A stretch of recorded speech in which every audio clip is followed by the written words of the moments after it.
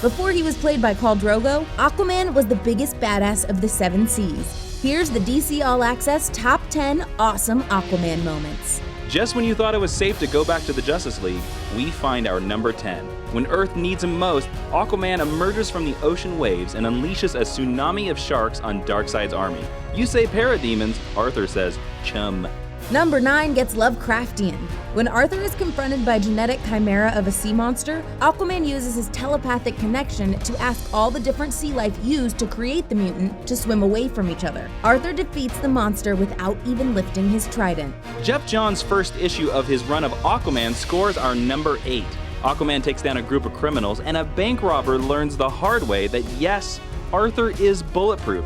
And no, he is not amused when people make jokes about talking to fish. 7th on our list sees the Justice League battling the evil Martian HyperClan. When facing the villainous Zoom, Aquaman uses his telepathic power to dig into the vestigial evolutionary fish brain part of Zoom's mind and gives him a seizure. That's what you call playing Grand Mal Hardball. If you needed any more proof that Black Manta is a big fat jerk, check out Justice issue number 12. Manta is about to kill Aquaman's infant son, but will spare the child if Arthur agrees not to fight back. Aquaman concedes and takes the beating of a lifetime for the sake of his kid.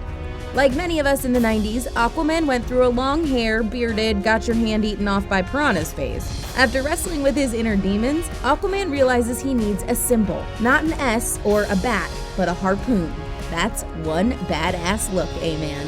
Our number 4 spans millennia in the classic Obsidian Age JLA story arc. An evil witch has enslaved Atlantis in the past, turned Arthur into a water wraith, and brought the entire city to the surface. With a little help from Zatanna and Firestorm, Arthur merges with the ocean and transforms into an Aquaman kaiju. He sinks Atlantis back to the ocean floor and saves both the past and the future.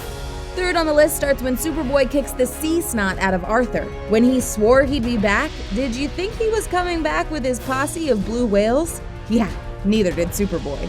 Our number 2 is tragedy and triumph all rolled into one. Black Manta kills Arthur's young son, and Aquaman loses it.